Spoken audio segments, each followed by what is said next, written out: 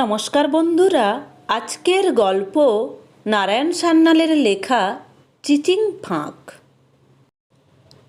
কথাটা তোমাদের চুপি চুপি বলছি ভাই, পাঁচ কান করো না আবার, তাতে আমার বদনাম হয়ে যাবে।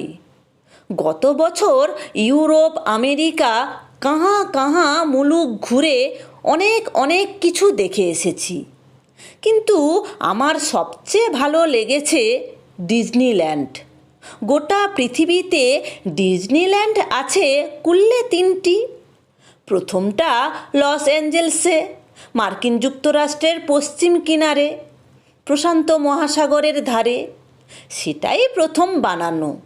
দ্বিতীয়টা, তার নাম ডিজনি ওয়ার্ল্ড, আছে ফ্লোরিডায়, আমেরিকার পূর্ব উপকূলে। 3 নম্বর ডিজনিল্যান্ড তৈরি হয়েছে জাপানে, আর 4 নম্বরটা হতে চলেছে হয় স্পেনে অথবা ফ্রান্সে। এভাবে কতদিন পর ভারতে যে ডিজনিল্যান্ড তৈরি হবে, আদৌ হবে কি না ভগবান জানেন। আমি গিয়েছিলাম আদি অকৃত্রিম ডিজনিল্যান্ডে, অর্থাৎ লস অ্যাঞ্জেলেসে। হঠাৎ একটা সুযোগ হয়ে গেল। আমি ডেরাডান্ডা গেড়েছিলুম ওয়ালনাট ক্রিকে, মানে সান ফ্রান্সিসকোর শহরতলিতে। সেখানেই থাকে আমার নাতনি অন্তরা, এই তোমাদের বয়সী। হঠাৎ কল্যাণ মিত্র একদিন আমাকে ডেকে বললে, মেসোমশাই, 2 দিনের জন্য আমি লস অ্যাঞ্জেলেসে যাচ্ছি একটা কাজে, গাড়ি নিয়ে যাবেন নাকি? আমি তো এক পায়ে খাড়া, এমন সুযোগ কে ছাড়ে? ওখানেই আছে ডিজনিল্যান্ড, সেই স্বপ্ন রাজ্য। দুঃখ হচ্ছিল বেচারি অন্তরার জন্য। তার স্কুল খোলা, আর যাওয়া হলো না। অবশ্য সে আগেই ডিজনিল্যান্ড দেখেছে, পরেও দেখবে নিশ্চয়।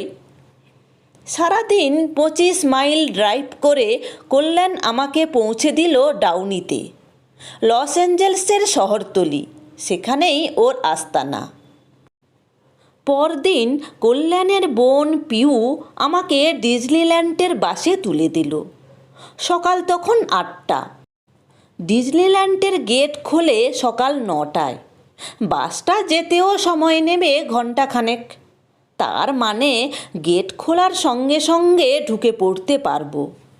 যারা আগে দেখেছে তারা বলেছে, এত রকম মজাদার জিনিস আছে যে সারাদিনে আধখানা দেখা হয় কি না হয়। ভীষণ ভিড়, কিউ দিতে হয় সর্বত্র। তাই পুরো সময়টার ফায়দা ওঠাবো বলে সকাল সকাল রওনা হয়েছি। কিন্তু একটা বিরাট বখেরাও আছে। খবরের কাগজে লিখেছে ডিজনিল্যান্ডে কি নাকি ধর্মঘট হচ্ছে। কেন রে বাবা, তোদের কি একটু সবুর সইল না? না হয় 2 দিন পরেই ধর্মঘট করতিস। মাত্র 2 দিনের মেয়াদে আমি দেখতে এলুম, অমনি তোদের ধর্মঘট আর বন্ধ। কাগজে লম্বা ফিরিস্তি ছাপিয়েছে ওদের দাবি দেওয়ার। মাহিনা বাড়াও, ছুটি বাড়াও, বোনাস বাড়াও, সে এক ইয়া বড় লম্বা ফিরিস্তি। ডিজনিল্যান্ড কর্তৃপক্ষও কম যান না। এখান থেকে ওখান থেকে অস্থায়ী কর্মী ভাড়া করে এনে প্রদর্শনীটা খোলা রেখেছেন। কাগজে বিজ্ঞাপনও দিয়েছেন, কতিপয় কর্মীর ভাঁওতায় ভুলিবেন না, ডিজনিল্যান্ড আপনাদের জন্যে উন্মুক্ত, দলে দলে আসুন দেখুন। ধর্মঘটিদের জন্য সহানুভূতি নিশ্চয়ই আছে, কিন্তু আমার যে জন্মের মধ্যে কর্ম, এই একটাই সুযোগ। আজ যদি না হয় তবে জন্মান্তরে বিশ্বাস করে হাঁপ পিত্তেসে বসে থাকতে হবে। ঘণ্টাখানেক লাগলো গোটা লস অ্যাঞ্জেলস শহরটা পাড়ি দিয়ে ডিজনিল্যান্ডে পৌঁছাতে। পিউ নির্দেশ দিয়ে রেখেছিল, ডানহাতে একটা প্রকাণ্ড বড় সাইনবোর্ড দেখতে পাবেন, ডিজনিল্যান্ড হোটেল, সেখানেই নামতে হবে। সাইনবোর্ডটা নজরে পড়তে হাঁক পাড়তে যাচ্ছিলুম, রক্ষে! হঠাৎ মনে পড়ল এখানে বাস থামাতে হলে চিক্কুর পারতে নেই, সিটের পাশে বোতাম টিপতে হয়। বোতাম টিপতেই বাসটা দাঁড়িয়ে পড়ে। নামলুম, কিন্তু আমি একাই। সেরেছে, তার মানে লোকজন আজ এ পাড়ায় আদৌ আসছে না, এবং তার মানে ধর্মঘট বেশ জোরদার। একবার এ কথাও মনে হলো, আলু ফাঁক, পটল ফাঁক, বেগুন ফাঁক বলতে বলতে আন্দাজ যদি সেই মোক্ষম মন্ত্র চিচিংটার সন্ধান পেয়ে যাই, তাহলেই মার দিয়া কিল্লা। আলিবাবার মতো একাই ঢুকে পড়ব ওই রত্নগুহায়, যেখানে থরে থরে সাজানো আছে হিরে, মুক্ত, মণি, মাণিক্য। কিন্তু ডিজনিল্যান্ডের রত্নগুহার কবাট কোন মন্ত্রে খোলে গো? জানি না। সেটা ঘটনাচক্রে খুঁজে পেয়েছিলুম, সেই গল্পটাই তোমাদের শোনাতে বসেছি। রত্নগুহার ভিতরে ঢুকে কি দেখেছি তা বিস্তারিত এখানে জানানোর সুযোগ নেই। ভবিষ্যতে সুযোগ পেলে তোমাদের বলবো। আপাতত শুধু শোনো আমি কেমন করে ওই মন্ত্রটার সন্ধান পেলাম, ওই যাকে বলে চিচিং ফাঁক। বাস থেকে নেমে ইতি উতি চাইছি, হঠাৎ দেখি বড় রাস্তা পার হয়ে একজন মার্কিন মহিলা হন্তদন্ত হয়ে এদিক পানেই আসছেন। বছর 35 বয়স। তার হাত ধরে আসছে একটি বছর 10-এর বাচ্চা ছেলে। পরনে হাফ প্যান্ট, এক মাথা সোনালি চুল। আর মহিলার কোলে পিগি টেলের মুকুট মাথায় এক ঘুমন্ত খুকু। স্থানীয় মহিলা মনে হলো। ডিজনিল্যান্ডের টিকিট কোথায় কাটতে হবে জেনে নিতে আমি তার দিকে এগিয়ে যাই। প্রশ্নটা শুনে মার্কিন মহিলাটি জবাবে আমাকে যা বললেন তার আধা বাংলা অনুবাদ, সে মোলাসেসে স্যান্ডু। আমি বলি, সেগুড়ে বালি কেন? টিকিট কাউন্টারের সামনে এইমাত্র দেখে এলুম জনা 50 ধর্মঘটি পিকেটিং করছে, যেখানে বাঘের ভয়। আমতা আমতা করে বলি, আপনিও বুঝি ওই ডিজনিল্যান্ডের ভেতর যেতে চান? ভদ্রমহিলা আমাকে একবার আপাত মস্তক দেখে নিয়ে বললেন, মশাইয়ের কি ধারণা ভিতরে না ঢুকে এই পাঁচিল বরাবর চক্কর মারতে এসেছি আমরা, নাকি ছেলে মেয়েদের হাত ধরে এখানে হাপু গাইবার বাসনা নিয়ে সেই সুদূর সিয়াটল থেকে আসছি?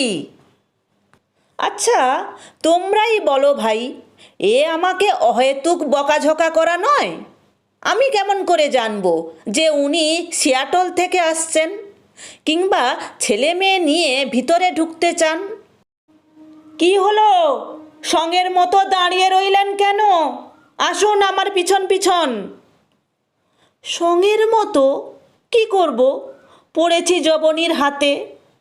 ভদ্রমহিলা কিন্তু আসলে লোক ভালো, শুধু কথার ধরনটাই অমন ক্যাটক্যাটে। উনি আমাকে বুঝিয়ে দেন ওই ডিজনিল্যান্ড হোটেলের রিসেপশনে আছে একটি বিশেষ টিকিট কাউন্টার। যারা ওই হোটেলের আবাসিক তাদের টিকিট কাটার সুবিধে হবে বলে। বাহিরের বোকা লোক, এই যেমন আমি, সেসব সুলুক সন্ধানের খবর রাখে না। সেই কাউন্টারে পিকেটারদের ভিড় নাও হতে পারে। ওখান থেকে যদি টুক করে একবার টিকিটখানা কিনে ফেলতে পারা যায়, মুখটা গম্ভীর গম্ভীর করে, যেন আমরা ওই হোটেলেরই আবাসিক, তাহলেই চিচিং ফাঁক। কারণ সেক্ষেত্রে ওই হোটেলের দোতলার বারান্দা থেকে মনোরেলে চড়ে বসা যাবে। এ বন্দোবস্ত ওই হোটেলের আবাসিকদের সুবিধার জন্য। এক চাকার ওই মনোরেল গাড়ি 5-7খানা বগি সমেত আকাশপথে বড় রাস্তাটা পার করে আমাদের পৌঁছে দেবে ডিজনিল্যান্ডের খাস তালুকে। আমি বলি, ব্যবস্থা তো ভালোই, কিন্তু ওরা যদি প্রমাণ চায়, দেখতে চায় আমি ওই হোটেলের আবাসিক কিনা। অগ্রবর্তিনী হঠাৎ থমকে দাঁড়িয়ে পড়েন, পিছন ফিরে আমাকে বলেন, ডিজনিল্যান্ড দেখবার বাসনাটা কি মহাশয়ের এখনো আছে? তাহলে আডাক কুডাক না ডেকে লক্ষ্মী ছেলের মতো আমার পিছন পিছন এসো দেখিন। আয় বাপ, এ যে কথায় কথায় ধমকায়। তবে ওর পরামর্শটা শুনি। হাজার হোক মহিলাটি মার্কিন, অনেক সুলুক সন্ধানের হদিস জানেন, এ তো দেখাই যাচ্ছে। আর কথায় কথায় আমাকে যেমন ধমক দিচ্ছেন, তাতে মনে হলো হয়তো ওই পিকেটারদেরও ধমকে ঠান্ডা করে দিতে পারবেন। ভাগ্য ভালো, হোটেলে ঢুকতে কোনো বেগ পেতে হলো না। বোঝা গেল শুধু হোটেলের আবাসিকরাই নয়, চালাক চতুর বাহিরের লোক, যেমন ওই মহিলাটি।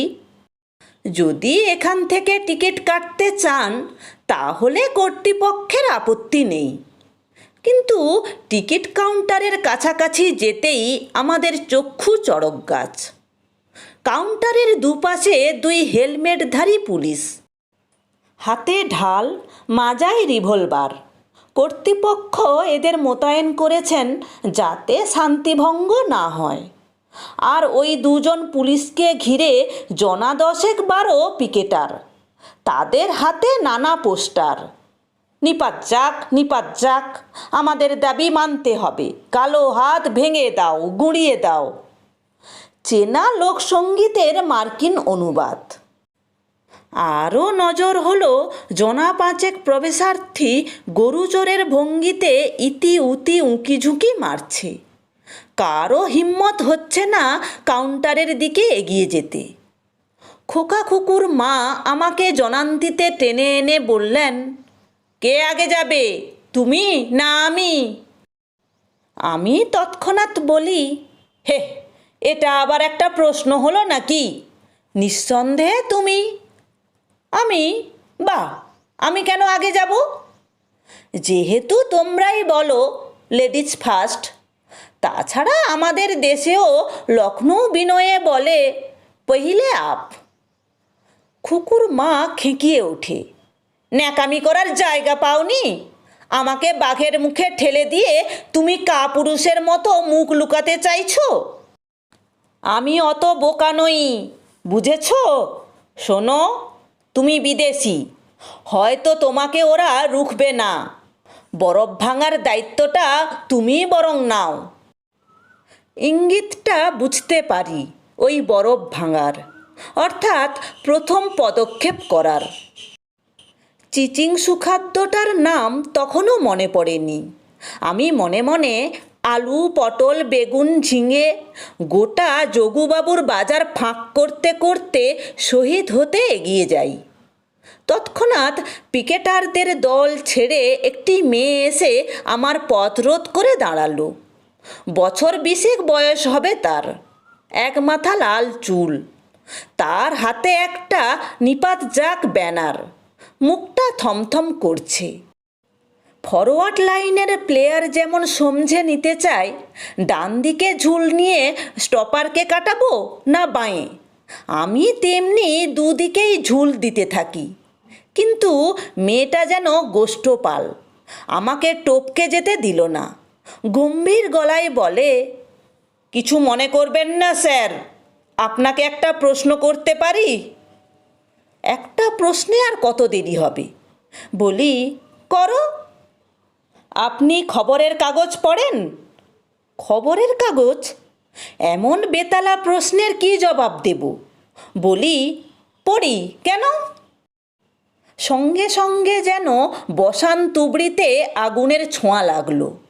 প্রশ্নের ফুলঝুরি ঝরে পড়তে থাকে চতুর্দিকে। তাহলে নিশ্চয়ই আপনি জানেন কেন আমাদের এই ধর্মঘট, কিসের দাবি আমাদের? কয় দফা দাবি নিশ্চয়ই জানেন। কেন মালিক পক্ষের ওই কালো হাতটা আমরা ভেঙে দিতে চাই, গুঁড়িয়ে দিতে চাই? কেন আমরা আপনাকে অনুরোধ করছি এখান থেকেই ফিরে যেতে? আমি তো আমতা আমতা করে বলি, মাই ডিয়ার ইয়ং লেডি, শর্ত ছিল তুমি আমাকে একটা প্রশ্ন করবে, তা তুমি করেছ। আমিও সাধ্যমতো তার জবাব দিয়েছি।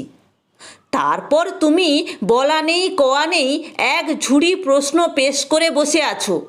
ঠিক আছে, সেগুলোর জবাব আমি দেব, কিন্তু তার আগে তুমি আমার 3টে প্রশ্নের জবাব দেবে কি?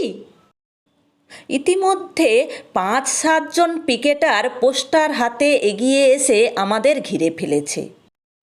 শান্তি ব্যাহত হয়নি, ফলে পুলিশ 2 জন তখনও মোমের পুতুল। আমি বলি, 1 নম্বর প্রশ্ন, তোমার আন্দাজ মতো আমার বয়স কত? ধরুন 50। হলো না, হাফ সেঞ্চুরির পরেও আমি ওভার বাউন্ডারি এবং একটি বাউন্ডারি হাঁকড়েছি। ওদের সকলের ফ্যালফ্যাল দৃষ্টি দেখে হঠাৎ খেয়াল হলো আমার রসিকতাটা ক্লিন বোল্ড হয়ে গেছে। এটা বেসবলের দেশ, ওরা ক্রিকেট খেলার হক হদিস জানে না। তাই শুধরে নিয়ে বলি, তার মানে আমার বয়স 60-এর উপর। সে যা হোক, আমার দ্বিতীয় প্রশ্ন, বলো দেখিন, এখান থেকে আমার দেশ মানে মুলুক যেতে হলে কোন দিকে যেতে হবে? অর্থাৎ পূবমুখ গেলে পথটা কম হবে না পশ্চিমমুখ? মেয়েটা এবার কোনো প্রশ্নের জবাব দিল না, ঢোক গিলল শুধু। আমি বলি, পূব পশ্চিম যে মুখেই যাও দূরত্ব সমান, কারণ আমি আসছি কলকাতা থেকে, সেটা পৃথিবীর ঠিক অপর প্রান্ত, 180 ডিগ্রির ফারাক। এবার আমার শেষ প্রশ্ন, 60 বছরের জীবনে আজ এই প্রথম যে সুযোগটা পেয়েছি, সেটা কি আমি দ্বিতীয়বার পাবো? মানে তোমাদের ধর্মঘট মিটে গেলে ভেঙেই দাও বা গুঁড়িয়েই দাও, একদিন না একদিন তো সেই কালো হাতেই তোমরা হাত মেলাবে। আমি তখন কোথায়? মেয়েটা ফ্ল্যাট, মিডল স্ট্যাম্প উপড়ে গেছে। ঠিক সেই সময়েই একজন বয়স্ক পিকেটার, তার মাথা ভরা চকচকে টাক, মেয়েটাকে সরিয়ে আমার মুখোমুখি হয়ে মওড়া নিয়ে দাঁড়ায়। আদালতে আইনজীবী যেভাবে বাঁও করে অথবা স্টেজে ম্যাজিশিয়ান, সেই কায়দায় আমাকে একটা বাঁও করে বলল, grandpa, you make an honourable exception for you. You are cordial welcome to our Disneyland. সোজা কথায় চিচিং ফাঁক। কন্যাকর্তা যে ভঙ্গিতে বরকর্তাকে আস্তাজ্ঞা হোক বলে, সেই কায়দায় হাত দুটি চিতিয়ে আমাকে এগিয়ে যেতে বলে। সবাই পথ ছেড়ে সরে দাঁড়ায়, যেন 2 ফাঁক হয়ে ক্যালকেসিয়ান গ্র্যান্ডপাকে গার্ড অফ অনার দিচ্ছে। লোকটার যথেষ্ট বয়স, তার ঠাকুরদা হওয়ার মতো বুড়ো আমি কখনোই নই, তবু ওটুকু খোঁচা না দিয়ে সেও যেন তৃপ্ত হচ্ছিল না। পথ পেয়ে এগিয়ে যাব, কোথাও কিছু নেই। হাঁ হাঁ করে তেড়ে এলো সেই খোকা কুকুর মা, আমার হাতখানা খপ করে চেপে ধরে বললে, আঙ্কেল, তুমি বরং খুকুকে ধরো, টিকিট আমিই কাটছি, তোমার মানিব্যাগটাও তো আমার কাছে গচ্ছিত রেখেছ। আমি তো হাঁ। এ আবার কি গেরো, আমার মানিব্যাগ ওর কাছে? কখন, কিভাবে? ভালো করে ব্যাপারটা সমঝে নেবার আগেই ও ধ্রাস করে ঘুমন্ত খুকুকে পাচার করে দিয়েছে আমার কোলে। ঝড়াকসে অ্যাবাউট টার্ন ধরেই এক লাফে চলে যায় কাউন্টারের কাছাকাছি। তৎক্ষণাৎ সেই চকচকে টেকো রুখে ওঠে। তুমি কে? কোত্থেকে আসছো? যেন গরম তেলে বেগুন ছাড়া হলো। ছ্যাঁক করে ওঠে আমার। খোদাই মালুম, ভাইজি না বোনঝি। বলে, যদু কালা নাকি গো তুমি? শুনলে না এই মাত্তর ক্যালকাটা থেকে। সে কোথায় জানো? এক্কেরে পৃথিবীর ওই প্রান্ত। মেপে দেখো কিংবা ম্যাপে, পুরো 180 ডিগ্রির ফারাক। বলেই আমার হাত ধরে এক হ্যাঁচকা টান। Come on uncle Grandy. Grandy? গ্র্যান্ডিটা আবার কে? এন্ডি গ্যান্ডির একটা অবশ্য তখনও আমার কোলে, কারণ তখনও আমি খুকু কোলে গণেশ জননীতে রূপান্তরিত হয়ে দাঁড়িয়ে আছি। পথরোধকারী টেকোটা ততক্ষণে সসংকোচে বলছে, ও আই অ্যাম সরি। তোমরা সবাই বুঝি একদলে? Alright alright. টিকিট মিকিট কেটে ফিরে এসে খুকুকে কোলান্তরিত করে মহিলা বেমক্কা আমার হাত ধরে টান, কাম অন আঙ্কেল গ্যান্ডি। মনোরেলটা এক্ষুনি ছাড়বে। ছুটতে ছুটতে এসে গাড়িতে চেপে আমি ওকে প্রশ্ন করি, হ্যাঁ গা, তুমি আমাকে বারে বারে গান্ধী বলে ডাকছো কেন? কি করব, চটজলদি একটা ভারতীয় উপাধি ভেবে বার করতে হলো তো। গ্র্যান্ডি, সারনেমটা যে ভারতীয় তা সারা দুনিয়া জানে। তোমাদের স্বাধীনতার আগে মহাত্মা গান্ধী আর তারপরে ইন্দিরা গান্ধী। আমি বলি, আমার আসল নাম। কি দরকার, একটা দিন বই তো নয়। আমি তোমাকে ওই গ্যান্ডি বলেই ডাকি। তা বেশ, আমিও তাহলে তোমাকে নিস বলে ডাকবো। খুকু তখনও ঘুমাচ্ছে। খোকন বলে, বারে, তাহলে আমরা দুজন একে কি বলে ডাকবো? খোকা খুকুর মা সহজ সমাধান দাখিল করে, কি আবার গ্র্যান্ডপা? আমি বলি, তা ভালো। তাহলে আমি একদিনের জন্য এই দুটো চুন্নু মুন্নুর নামকরণ করি। খোকন খুব খুশি, বলে, কি নাম? জ্যাক অ্যান্ড জিল। জিলের আপত্তি করার প্রশ্নই ওঠে না, সে তখনও মায়ের কোলে স্লিপিং বিউটি। আর জ্যাক মানে যার নাম জ্যাক নয়, সে খুশি মনে মেনে নিল। আমরা সপরিবারে ডিজনিল্যান্ডে ঢুকে পড়ি। জ্যাক, জিল, নিস আর তার খুড়ো অথবা মামা কিংবা জ্যাঠা অথবা খোদাই মালুম। ডিজনিল্যান্ডে আমরা কি দেখলাম আগেই বলেছি, সেসব কথা এখানে নয়, পরে সুযোগ মতো বলবো। এটা শুধু চিচিং ফাঁকের গল্প। সবাই ভালো থাকবে, সুস্থ থাকবে। এরকম আরও মজার মজার গল্প শুনতে হলে চ্যানেলটি অবশ্যই সাবস্ক্রাইব করে রাখবে। ভালো লাগলে লাইক, কমেন্ট এবং শেয়ার করো। ধন্যবাদ।